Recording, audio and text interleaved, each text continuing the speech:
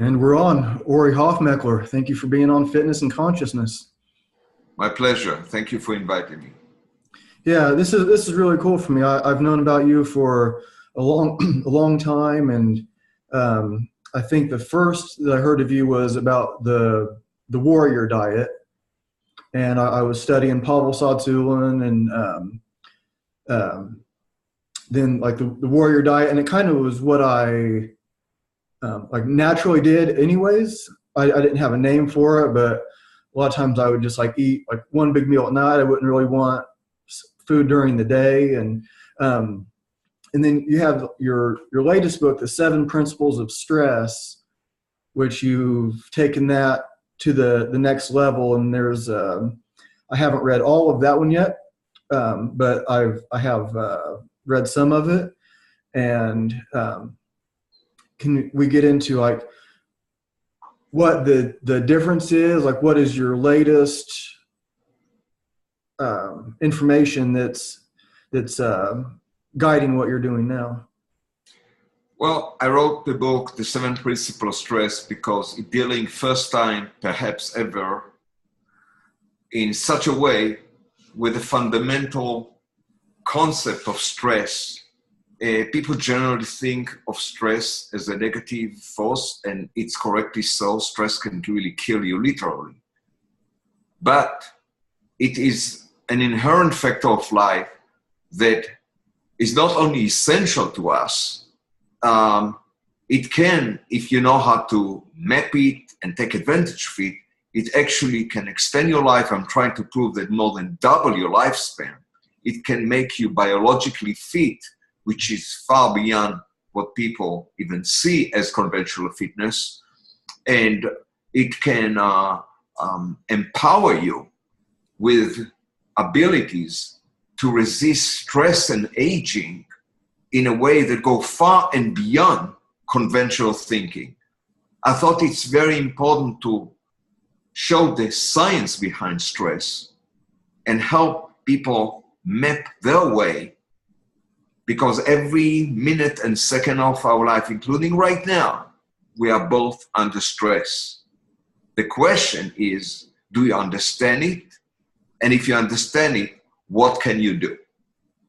So, since I wrote The Warrior Diet, I felt a great need to explain fundamental concept like this, how stress affects our fitness, health, sex life, aging, and capacity to keep improving, not just resist aging.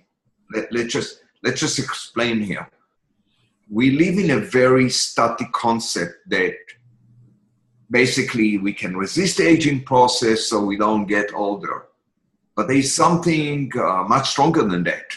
We have a system, and I show a lot of presentation and science behind it in my book, that not only resists aging, it keeps improving you.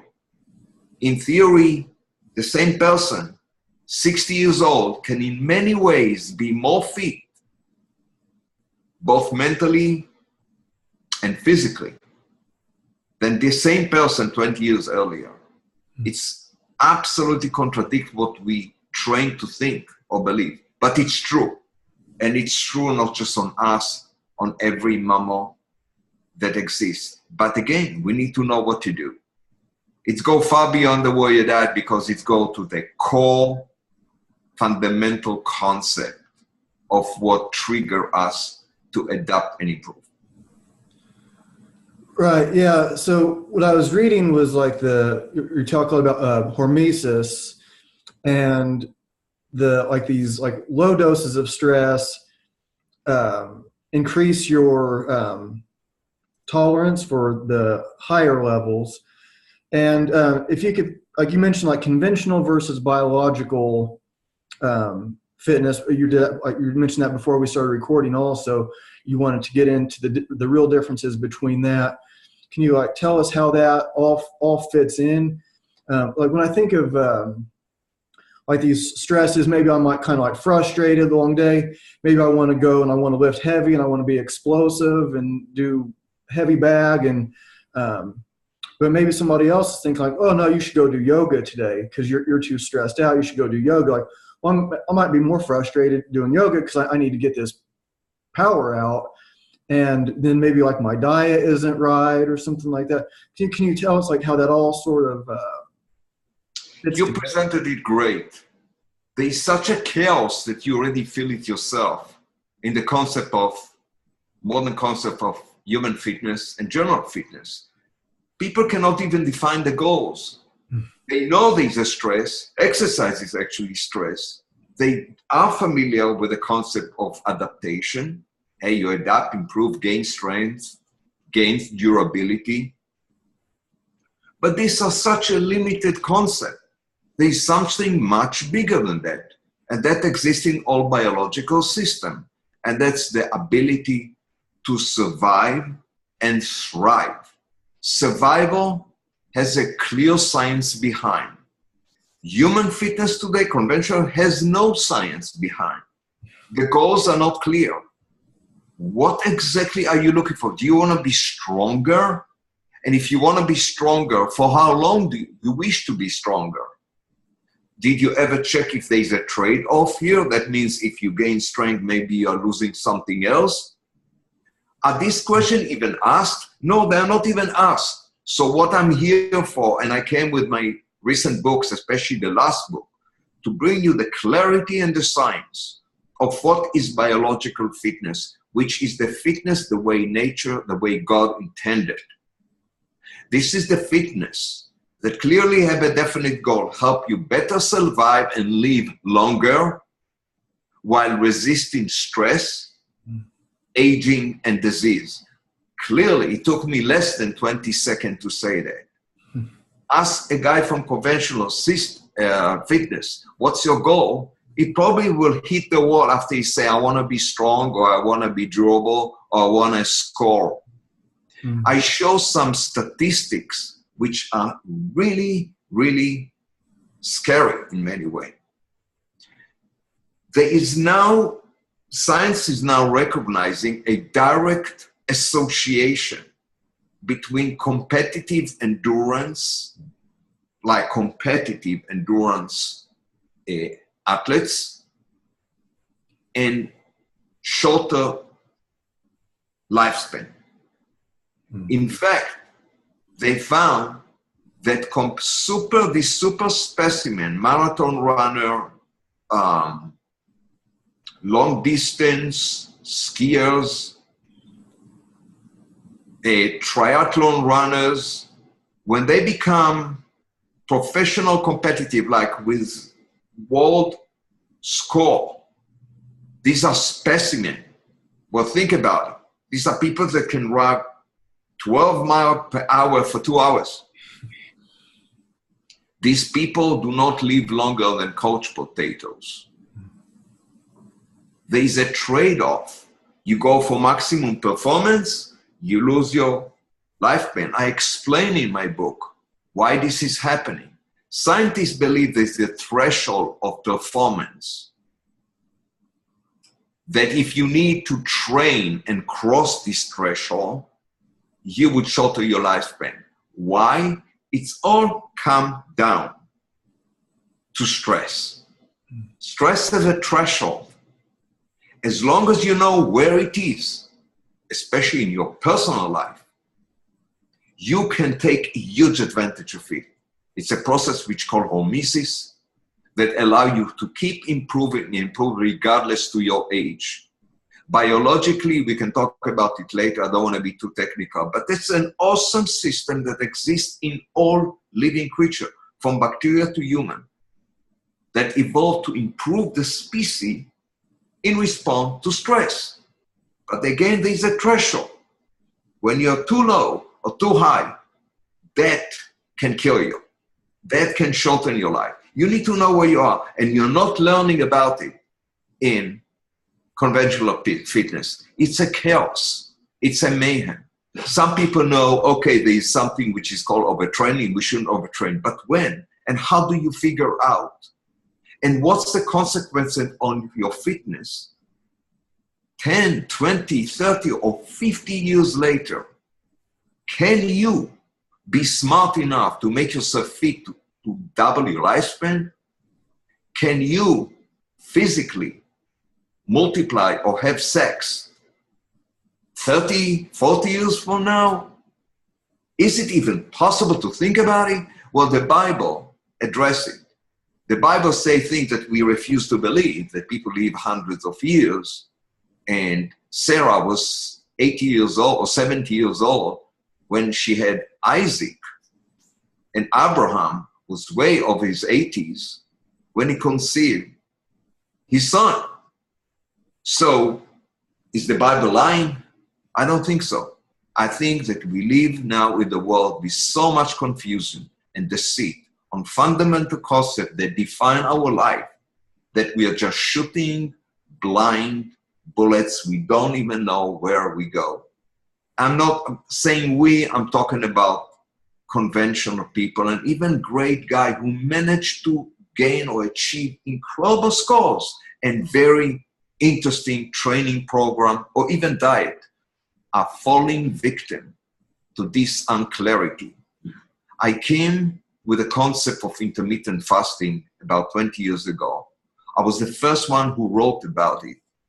In my book, The Warrior Diet, presented the concept.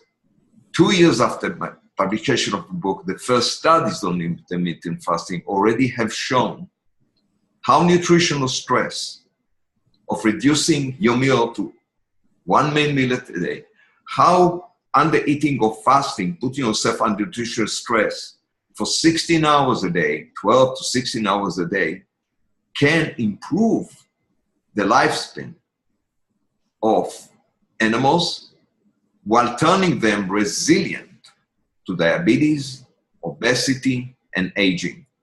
This knowledge already exists, but now it's time to move it to the highest level, and that was the purpose of the 7 principles of stress.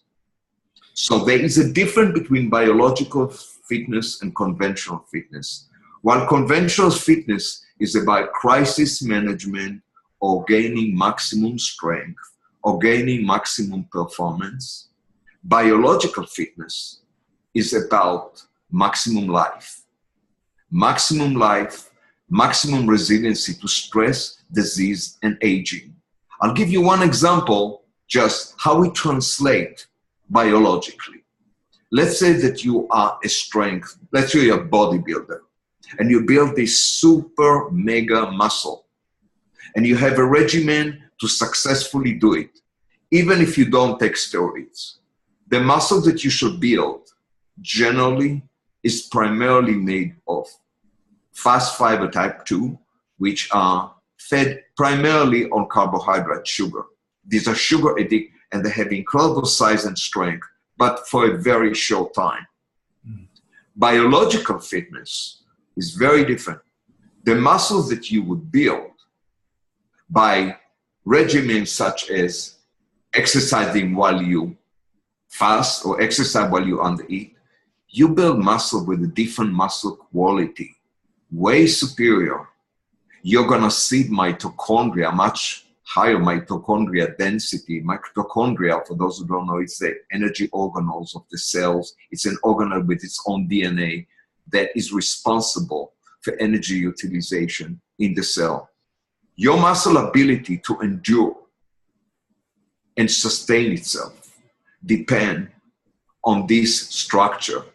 So instead of the type 2B, which is predominantly the strong and fast muscle of conventional fitness, myosin heavy chain gene actually convert them to a more biologically fit muscle, the type 2AX, high in mitochondria.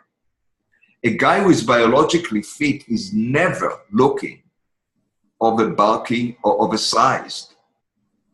He can have incredible strength and durability, very, very lean muscle. But the last thing that I had to say, not only that your body under biological is resistant to aging and disease, your metabolism and energy utilization efficiency is so much higher. Your fat cells even look different because you activate different genes. You activate two longevity pathways, especially AMPK, with gene like PPAR alpha, that make your fat cells small and ready to burn rather than ready to store. There's a lot of science behind. I feel like guilty even saying it as I'm just throwing some names so people realize this is based on facts. Again, ask yourself, what do you want to be? You want to be strong and trade off the other properties of your potential, or you want to be biologically fit? People should ask themselves this question.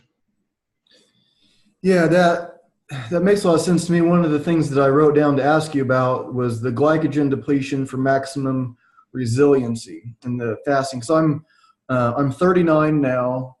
So I like doing martial arts, I like lifting, I like sparring, and as I think as I'm like teaching martial art, what kind of martial art am I going to teach? Because a lot of like jujitsu guys end up with all these injuries, and you get like some of these like really famous ones like Hickson Gracie, who's of course way better than me, but his back is a mess. Of course, he's been in battles, he's been fighting for his family's name for decades, and so he's doing something completely different than me in a way.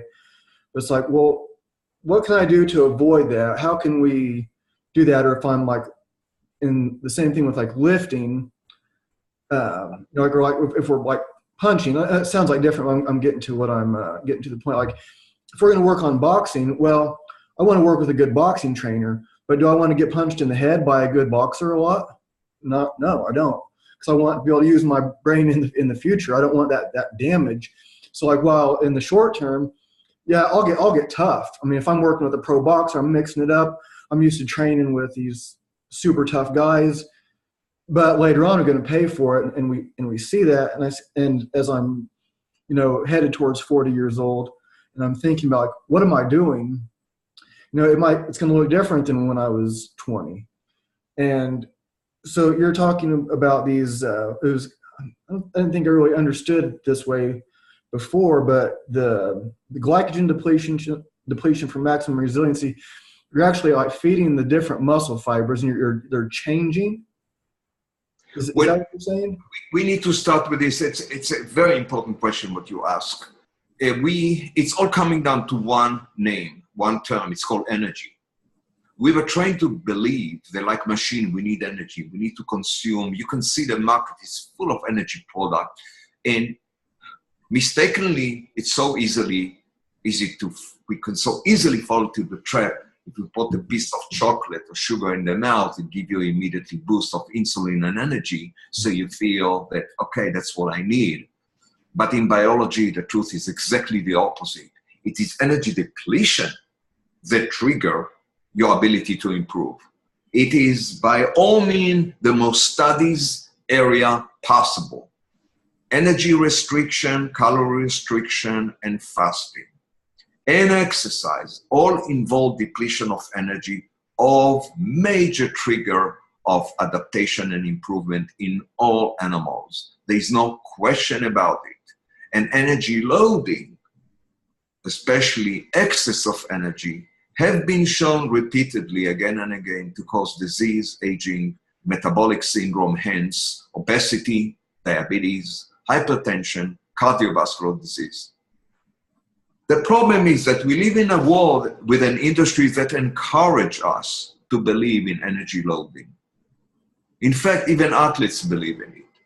And to some degree, it does work, because short-term performance, it's good to have your glycogen reserve full, because it gives you the initial burst that you need when you fight or flee or perform. And I have to respect it. However, as a way of life, as a conditioning, I'm talking about conditioning, not the fight competition itself, the conditioning. In conditioning, it is actually imperative to train your body to work hard under condition of energy depletion. And recent studies in the last decade have shown when the depletion of glycogen is extreme, The body compensates by active massive system that compensate. And one of them have shown to wake up stem cells that are in the brain that otherwise would not be generated, to regenerate new brain cells, let alone cellular factor and genes that you activate to improve your muscle composition. Your body simply is a machine that improves upon stress. It has all the common sense behind it. This was an evolutionary necessity, not just advantage, for organisms to improve under stress. Otherwise, there will be no life on this planet. We just fail to fully take advantage of it. So yes, depleting glycogen brings you to a most resilient state. Your whole body is now tuned and psyched into better survival. Everything, you become resilient to insulin, to diabetes. You basically cannot be insulin resistant under glycogen depletion once you adapt. You can even eat sugar and nothing happens to you. You can be resilient to mental stress, but you need to adapt. You can't just abruptly take a person who never was under stress, person who never trained before, deplete the glycogen, they can faint. But you can see it on anything else that we involve fitness. Put an untrained person in the gym, make him run full speed, 12 miles an hour on the treadmill. In 30 seconds, he will fall apart. Mm-hmm. Let him lift heavy weight, can break the muscle. So I show in my book how to build yourself up to be super biological fit. So yes, exercise while empty and depleting glycogen sound crazy. It's against everything that we learn. And how it relates to martial artists, it's the best thing you can do to yourself on conditioning, because if you see mixed martial artists or boxers, many of them can start great and then they fade after the third or even fifth round. You can see how they gradually fade. Some of them do very well, but many of them are fading. So you may come on the first round, not the best round, but you may overcome your opponent simply because of your muscle and brain quality and durability, because you condition your body to endure stress and you are biologically fit rather than conventionally fit like your opponent. I am a big fan of boxing and mixed martial art. I think this is the ultimate, I wrote about it, human conditioning, because every species, dogs, puppy dogs, or kittens, you can see they're playing with fight or flight activities. The first thing that we do, it's just been crushed out of us, and thanks God there is a renaissance today. Would you like to injure yourself? Of course not. But you know, we live in a world that we have a free will. Mm. So it's really up to the individual to decide how does he want to go with this. Young people have a tendency to go all the way out. As you get older, you become more of a teacher, so you can aid and help other people. Your question was very good. What shall you do in the fight itself? You can load energy if you want before the fight. It's unnecessary always. You need to know what to eat. We can discuss it. Regardless, your condition should be training your body to perform extremely well and resist fatigue under condition of extreme energy depletion. And if have you not done it, you will face the wall. I saw great fighters, including McGregor, who fade out in the late rounds. And he's extremely talented. He has amazing skill. So that says to you something. And I truly believe in it. Yeah, it's almost like, well, like you're saying, it's like this contradictory, or it sounds like the opposite of what we should do. So like, even like if you're a fighter, I mean, you named it the warrior diet for a reason. And then this, you've taken it to the next level, obviously. So when we're, like you mentioned, like from like 12 to 16 hours of fasting. So You're saying fasting or under eating. I show people option, and it's really, sorry for cutting you. no, It's really up to the individual, because what could be very beneficial, like let's say 16 hours for you or for me, could be harmful to another guy who, for him or for her, that can create a situation of chronic stress. We have to understand that chronic stress is the evil part. That's the part we don't want to be in, and that's the part that will destroy us. Ryan, look at yourself. You and all mammals have this system, it's called fight or flight, respond to stress. It's engraved in your system, in the endocrine system. And that is a very powerful system. It's supposed to help you survive on an extreme danger, fast conditions that demand fast reaction and brief fight or flight activities to save your life. The problem that this system never evolved to be prolonged. It has to be short. It can be reactivated, but you need a break. It has to be intermittent and short. It is very unfortunate that many people today, if not most, overactivate the fight or flight response. And not always physically. It can be mental activation. They don't even know that they shift into a state of chronic stress. And that starts to cause detrimental damage to the mental and physical state. The same hormone that's supposed to help you raise blood sugar, support your adrenal, help you react, become counter-effective. The same stress hormone that you needed to survive now is destroying you physically and mentally. Elevated cortisol, chronic elevated cortisol, one of the worst cause of modern man disease, etc. Can you hear me, Brian? Yeah, I can hear you. Yeah, the video kind of stopped for a second, but it cleared up. Now I could hear you fine the whole time. So what I'm saying, every individual, intermittent fasting is a must. It's really one of the most important things. But I believe they need to make a fast of 1 meal a day, not every other day. 1 meal a day is the key. Mm-hmm. And you have to find your own rhythm. If you start to fast every other day or every 2 days, yes, some people like to choose to fast 2 days or 3 days. There's a very high risk here. And I don't think it justifies any advantage here. And the high risk is chronic stress. There's now testimonials that are coming to people who follow such diet.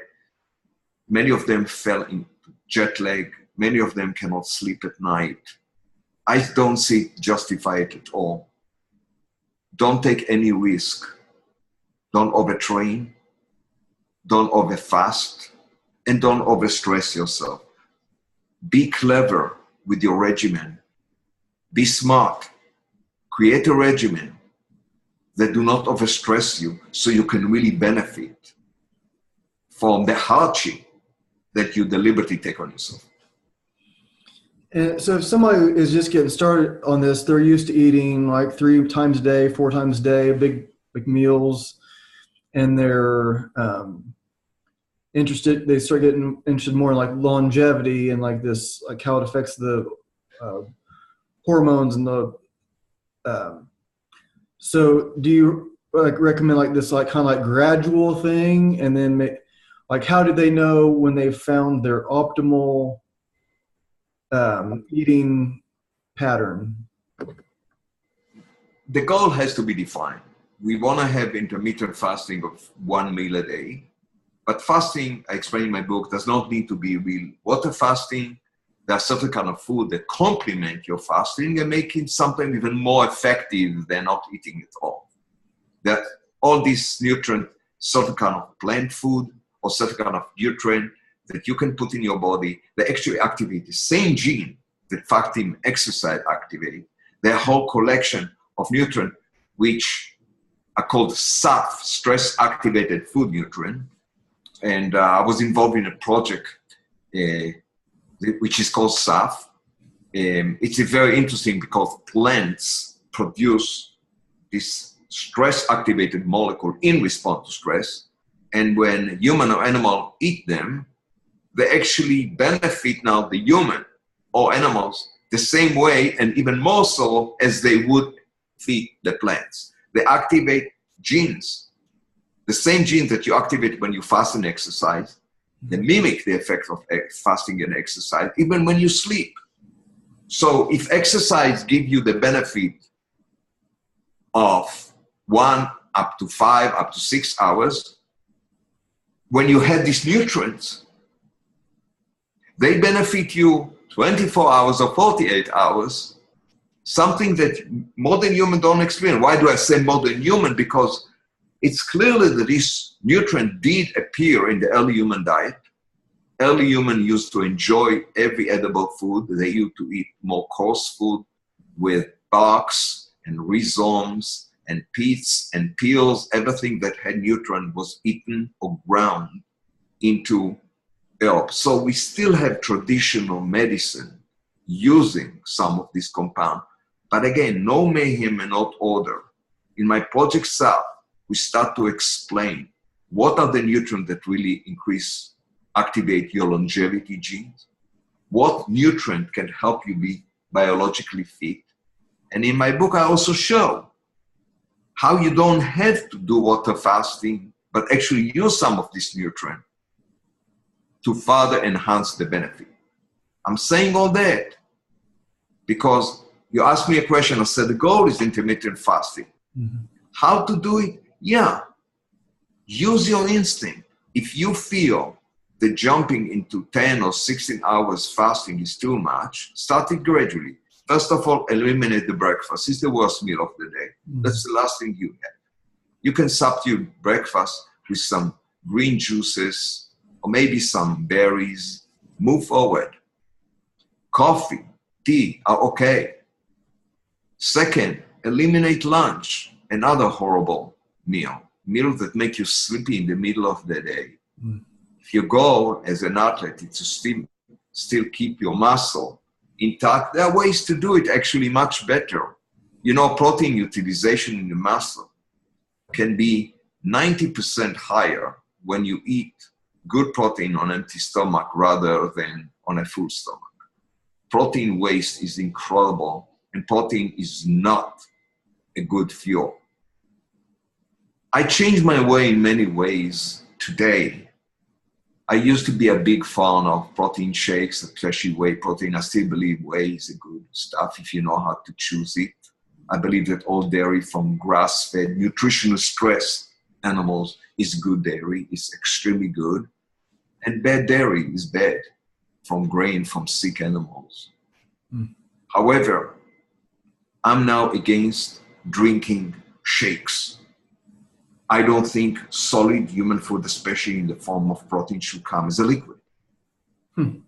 I think that we have to use the saliva. I believe so. There's a lot of science behind how the saliva interact with our ability to utilize the food, not just digest it, utilize, how it's critical for the liver to get the right signal, to utilize and build your immune system and all the growth factors or immune factors that are necessary to prepare you for proper digestion, utilization of food and nutrients critically. So, and saliva also is a major organ that help you utilize nutrient from plant, especially nitrates, in order to give you an incredible anti-inflammatory effect for a better and faster repair and overall health. Not understanding it is very bad.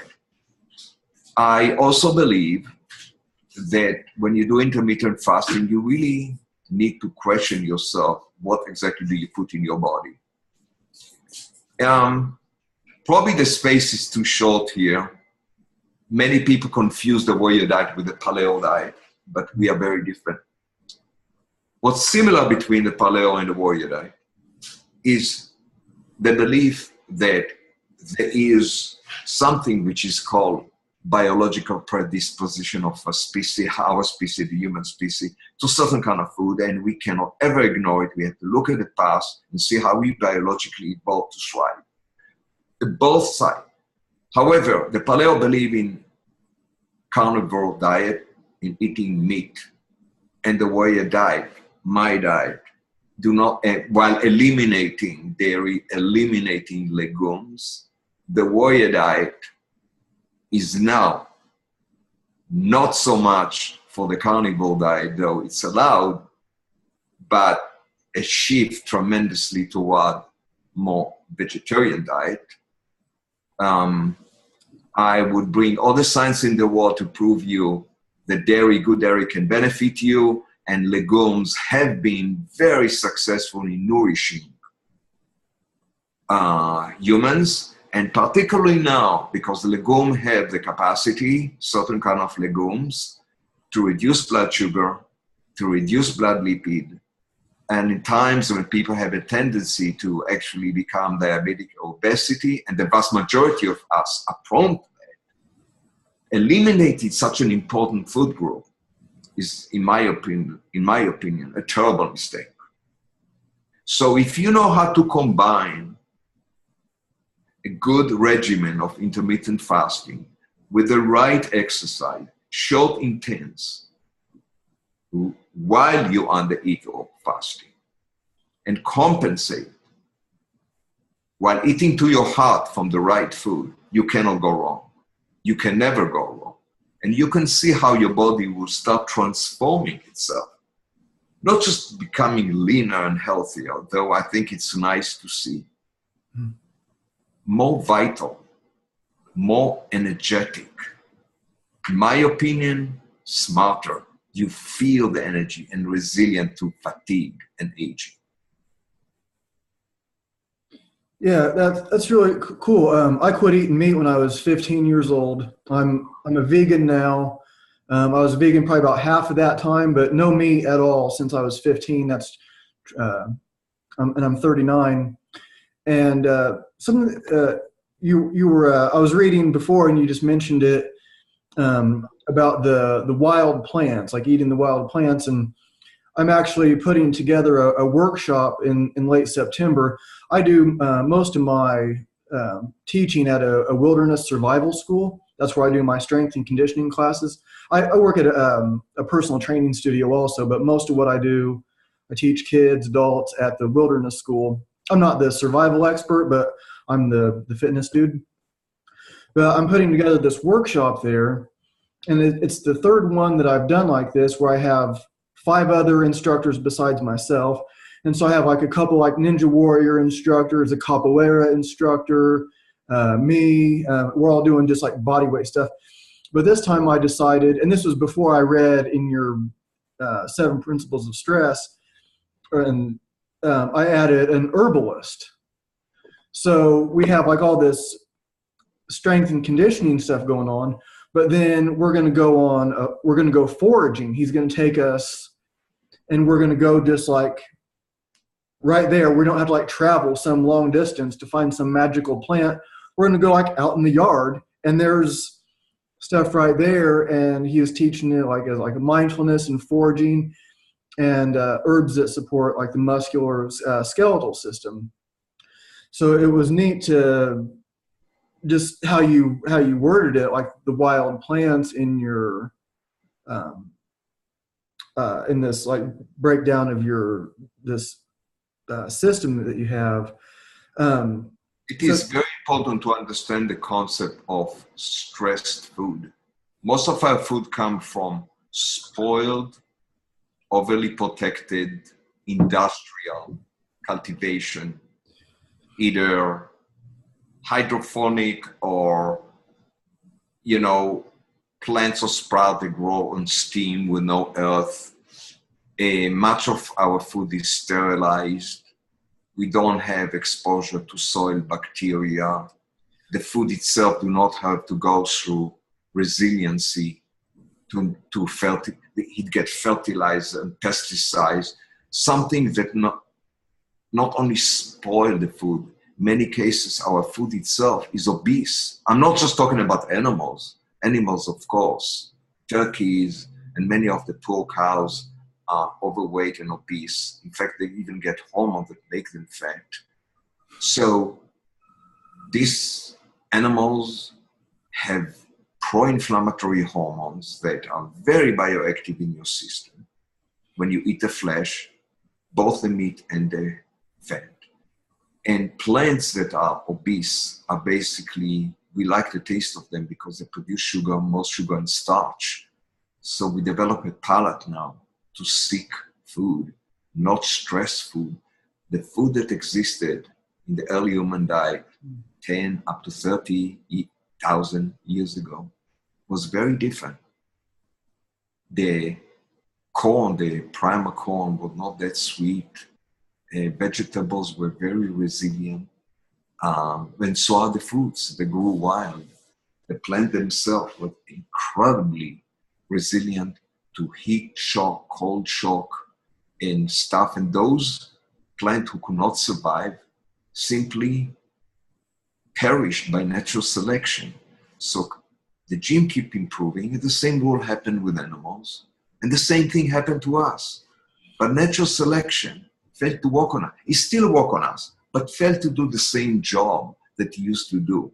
Now, it's not the fittest who survive. Well, the guy was lucky enough to play the game. The survival of the unfittest is now taking place. You can see fat people, sick people taking a lot of power just because they manage to make money. They're not even the smartest people, but they manage. It's a system that is very upside down and biologically reversed. I don't want to sound like a guy who just believes in natural selection. I'm just saying it's a factor that we cannot ignore. But when it's coming to our food, it's very important for us not to get the wrong message to the body. You're right, many herbs are critical to our body because our diet is so deficient. But have we figured out a way to buy from the local farmer who is not over-fertilizing his plants, who doesn't even use pesticides if possible? And the plants are more resilient. They usually have different color. The heirloom tomato look twisted. Oranges have different color. Even the eggs of wild hens look different. They have different shape and even colors. And start getting used. I saw a huge difference between wild berries, even on the taste of wild strawberries, and these farm factory plants, fruits. Huge difference in apples. Slowly introduce yourself, and then bring the wild herbs. Generally, herbs are and weeds are wild. Dandelion, parsley, cilantro, oregano, thyme, all of them contain incredible longevity boosting nutrients. And some of them, not all of them, but some of the activity or longevity, they bring them to your diet. It's part of your fitness. Spice, we have a palate for them. Wake up this palate. We should enjoy the taste of thyme more than the taste of Twinkie. We should enjoy the taste of oregano much more than the taste of marshmallow. We've got to build ourselves toward that. If we do, and if we do choose the food from stress sources, not for fertilized pesticides, overprotective sources, we can add many, many years to our life. Yeah, you mentioned bacteria, and so a lot of times when people are like vegans, then people are like, well, you need to make sure you're taking a B12 vitamin because you're not going to get B12. B12 comes from meat. And then other people are like, no, actually B12 comes from bacteria. So when you were talking about the bacteria from these plants, was B12 something that you were thinking of, or are you talking about other nutrients in the bacteria or other benefits of the bacteria? I think the benefit of bacteria go far beyond nutrients. Look, all animals, including us, we have 100 times more DNA coming from microbe in our system than in our own DNA. 100 times more. So they are inherently interacting with every process, biological process that make us who we are. And the highest activity is in the guts. So it's very, very important to understand which are the positive bacteria that's supposed to be in the guts to support our gut flora, and which are the pathogenic, because the majority could be pathogenic, especially today. And there are only two bacteria that I can say by all means proven to benefit mammals. One is the bifidobacteria that's supposed to appear in the breast milk of all mammals. That's the first bacteria that you would support the newborn and give it the right capacity to resist infection. And the other one is Acidophilus. It is now found that many of the bacteria that we thought positive, probiotic, many strains are actually extremely harmful when they're becoming